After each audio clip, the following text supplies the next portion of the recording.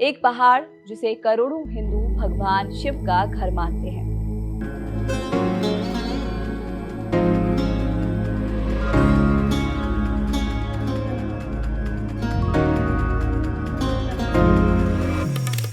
एक झील जिसे सिर्फ पानी नहीं, मोक्ष और पवित्रता का प्रतीक माना जाता है।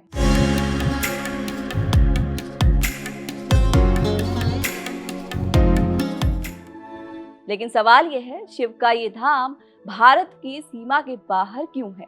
क्यों कैलाश जाने के लिए एक भारतीय श्रद्धालु को पासपोर्ट, वीजा और परमिट की जरूरत पड़ती है? क्या कैलाश कभी भारत का हिस्सा था, या फिर इतिहास में ऐसा कोई दौर था ही नहीं? और अगर ये पर्वत इतना पवित्र है, तो फिर आज तक कोई इंसान इसके शिखर पर क्यों नहीं चढ़ पाया? दुनिया की सबसे ऊंची चोटियों पर इंसान पहुंच चुका है, लेकिन 6,638 मीटर ऊंचा कैलाश आज भी अछूता क्यों है? क्या वजह सिर्फ इसकी खतरनाक चढ़ाई है, या इसके पीछे छिपा है धर्म, परंपरा और सदियों पुराना विश्वास?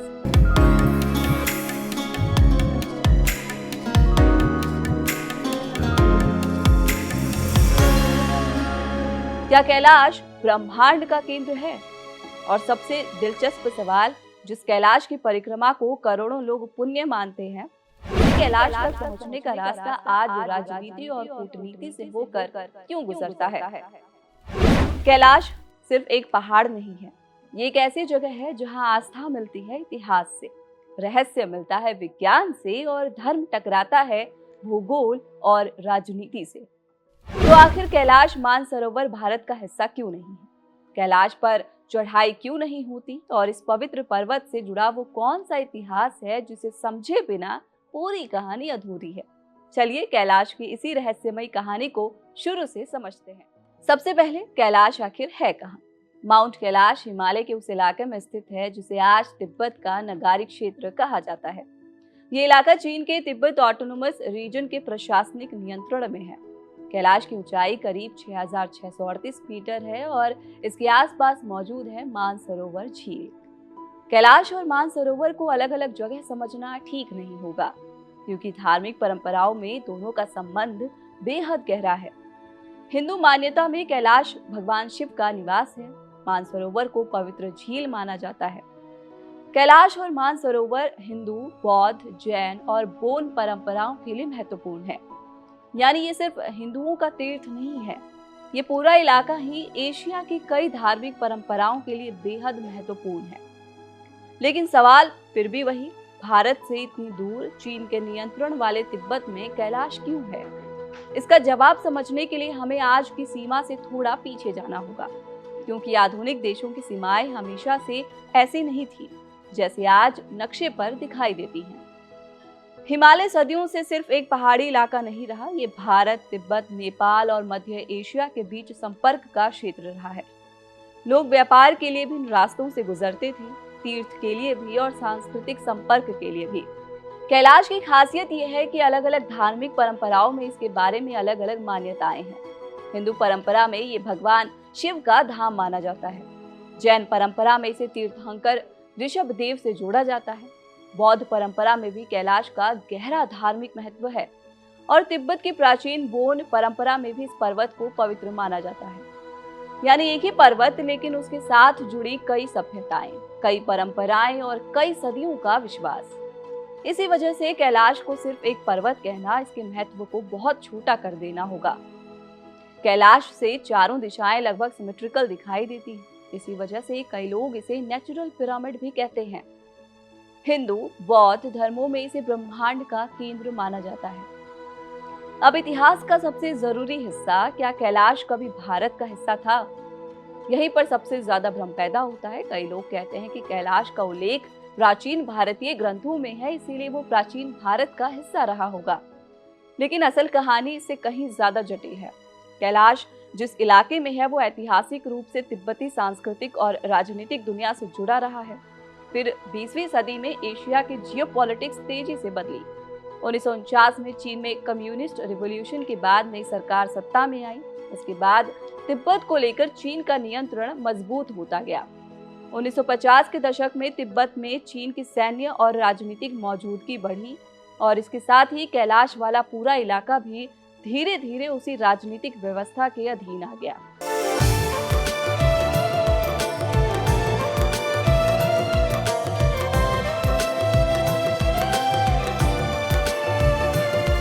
यहीं से कैलाश की कहानी धार्मिक आस्था से निकलकर अंतर्राष्ट्रीय राजनीति में प्रवेश करती है। भारत और चीन के रिश्तों में 1954 बेहद महत्वपूर्ण साल था। इसी दौर में दोनों देशों के बीच पंचशील एग्रीमेंट हुआ। इस समझौते में तिब्बत क्षेत्र से जुड़े व्यापार और तीर्थ यात्रा के प्रावधान भी थे। दिलचस्प बात यह है कि 29 अप्रैल 1954 के समझौते में भारतीय हिंदू और बौद्ध श्रद्धालुओं को तिब्बत के कैलाश और मानसरोवर की यात्रा की अनुमति का उल्लेख मिलता है। इससे एक चीज बिल्कुल साफ होती है, उस समय भी कैलाश भारत की सीमा के अंदर नहीं था, बल्कि भारत से श्रद्धालु तिब्बत में जाकर कैलाश की यात्रा करते थे। और यही आज की कहानी की सबसे अहम कड़ी है। 1962 का भारत चीन युद्ध हुआ। इसके बाद दोनों देशों के रिश्ते बेहद खराब दौर में चले गए। एक युद्ध ने सिर्फ सीमा नहीं बदली, उसने करोड़ों श्रद्धालुओं की यात्रा भी रोक दी। कई सालों तक भारतीय श्रद्धालुओं के लिए इस रास्ते से यात्रा संभव नहीं रही। बाद में दोनों देशों के बीच बातचीत के जरिए यात्रा फिर शुरू हुई। भारत सरकार के दस्तावेजों के मुताबिक 1981 में लिपुलेख पास के रास्ते कैलाश मानसरोवर यात्रा फिर शुरू करने का फैसला हुआ। यानी कैलाश तक पहुंचने का रास्ता सिर्फ पहाड़ों से होकर नहीं जाता था।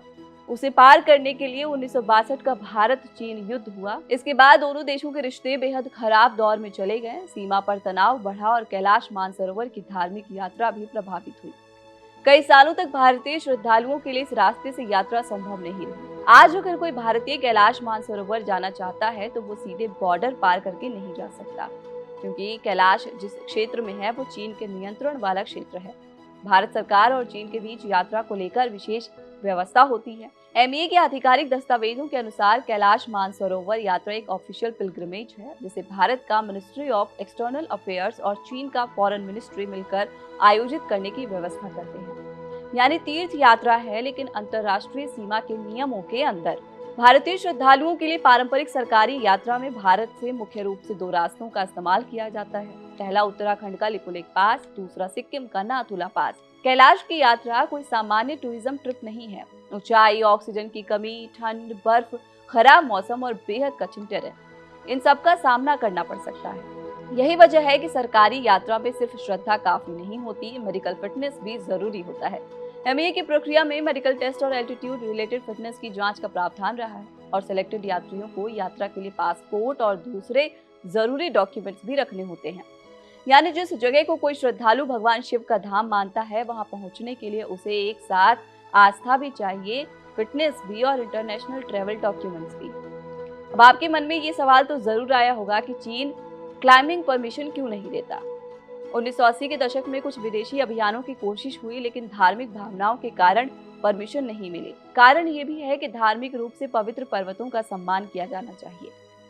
अब सिर्फ कैलाश ही नहीं, यहाँ मौजूद मानसरोवर दुनिया की सबसे ऊंचाई पर स्थित मीठे पानी की बड़ी झीलों में भी गिनी जाती है। इसका भी अलग ही महत्व है। और इसके पास ही राक्षस ताल है, जो खारे पानी की झील है। दोनों झीलें साथ हैं, लेकिन पानी अलग अलग है। अब आते हैं कि कैलाश भारत के लिए इतना महत्वपूर्ण क्यों है। भारत में हजारों किलोमीटर दूर बैठे श्रद्धालुओं के लिए कैलाश सिर्फ तिब्बत का एक पहाड़ नहीं है, ये शिव का धाम है। मानसरोवर सिर्फ एक झील नहीं, ये पवित्रता और मोक्ष से जुड़ा तीर्थ है। इसीलिए कैलाश की भौगोलिक स्थिति और धार्मिक पहचान के बीच एक अनोखा रिश्ता बन जाता है। अब सोचिए, अगर कैलाश भारत में होता तो क्या होता। तीर्थ यात्रा काफी आसान होती, पासपोर्ट, चीन का वीजा और इंटरनेशनल परमिट की जरूरत नहीं पड़ती।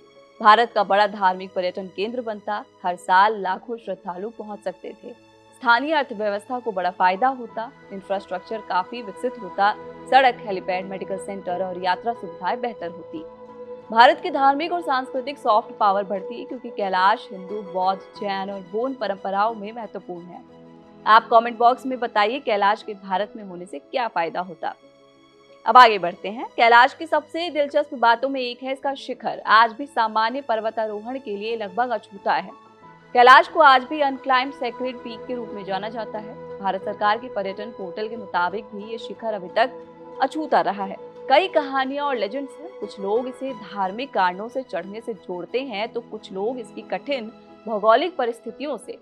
ऐसा माना जाता है कि केवल पाप रहित आत्मा ही इस पहाड़ पर चढ़ सकती है और कोई भी मानव आत्मा 22,000 फीट ऊंची इस पवित्र चोटी पर चढ़ने के लायक ही नहीं है, योग्य नहीं है।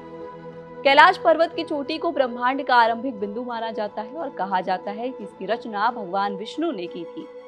ये लगभग 3 करोड़ साल पूर्व बनी और ये वो स्थान है जहां भगवान शिव निरंतर ध्यान में विलीन रहते हैं। भगवान शिव का निवास स्थल कैलाश पर्वत रहस्य बना हुआ है आज भी, जिस पर कोई भी पर्वतारोही आज तक चढ़ नहीं सका। हालांकि माउंट एवरेस्ट, जो दुनिया की सबसे ऊंची पर्वत चोटी है, उस पर भी न जाने कितने लोग चढ़ चुके हैं। लेकिन जैसे कि मान्यता है कि कैलाश पर्वत पर चढ़ने की कोशिश करने वाले दिशाहीन हो जाते हैं, इसीलिए वो कभी फतह नहीं हो सकता है। इस पर्वत पर चढ़ाई न कर पाने के पीछे कई अन्य कहानियां भी प्रचलित हैं। मीडिया रिपोर्ट्स के मुताबिक एक पर्वतारोही ने अपनी किताब में लिखा था कि उसने कैलाश पर्वत पर चढ़ने की कोशिश की थी, लेकिन इस पर्वत पर रहना असंभव था क्योंकि वहां शरीर के बाल और नाखून तेजी से बढ़ने लगते हैं। इसके अलावा कैलाश पर्वत बहुत ही ज्यादा रेडियोएक्टिव भी है। 2007 में रूसी पर्वतारोही सर्गे सिस्टिकोव ने अपनी टीम के साथ माउंट कैलाश पर चढ़ने की कोशिश की। सर्गे ने अपना खुद का अनुभव बताते हुए कहा था कि कुछ दूर चढ़ने पर मेरी और मेरी पूरी टीम के सिर में भयंकर दर्द होने लगा। फिर हमारे पैरों ने जवाब दे दिया। मेरे जबड़े की मांसपेशियां खिंचने लगी और जीभ जम गई, मुंह से आवाज निकलनी बंद हो गई। चढ़ते हुए मुझे महसूस हुआ कि मैं इस पर्वत पर चढ़ने लायक नहीं हूँ। मैं फौरन मुड़कर उतरने लगा, तब जाकर मुझे आराम मिला। अब वैज्ञानिक दृष्टि से कैलाश के आसपास का इलाका, ऊंचाई और मौसम बेहद कठिन है। 6,638 मीटर की ऊंचाई पर ऑक्सीजन बहुत कम है। मौसम तेजी से बदल सकता है, तेज हवाएं चलती हैं और इसकी चट्टानी संरचना और खड़ी ढलानें किसी सामान्य ट्रैक की तुलना में काफी मुश्किल है। साथ ही धार्मिक दृष्टि से कई परंपराओं में यहाँ चढ़ना ही अनुचित माना जाता है। इसीलिए कैलाश को जीतने की कोशिश करने की बजाय उसकी परिक्रमा करना ही श्रद्धालुओं के लिए बड़ा लक्ष्य होता है। कैलाश का महत्व सिर्फ धार्मिक नहीं, भौगोलिक भी है। इस पूरे हिमालय क्षेत्र के आसपास से एशिया की कई महत्वपूर्ण नदी प्रणालियां जुड़ी हैं, सिंधु, सतलुज, ब्रह्मपुत्र और दूसरी नदी प्रणालियां। इसीलिए कैलाश मानसरोवर क्षेत्र को एशिया के जल भूगोल के लिहाज से भी महत्वपूर्ण माना जाता है। वहीं कैलाश पर्वत की 52 किलोमीटर की परिक्रमा, जिसमें 3 दिन लगते हैं, यानी जिस पर्वत को धार्मिक परंपराएं आध्यात्मिक केंद्र मानती हैं, वो भौगोलिक रूप से भी एक महत्वपूर्ण क्षेत्र है और कठिन क्षेत्र है। कुल मिलाकर कहें तो कैलाश पर जाना मना नहीं है, लेकिन कैलाश पर चढ़ना मना है। शायद यही वजह है कि दुनिया की सबसे ऊंची चोटी जीत ली गई, लेकिन कैलाश को जीतने की कोशिश नहीं की जाती। यहाँ लोग विजेता बनने नहीं आते, बल्कि श्रद्धालु बनकर आते हैं। इस पर्वत को फतह नहीं किया जाता, इसके सामने सिर झुकाया जाता है।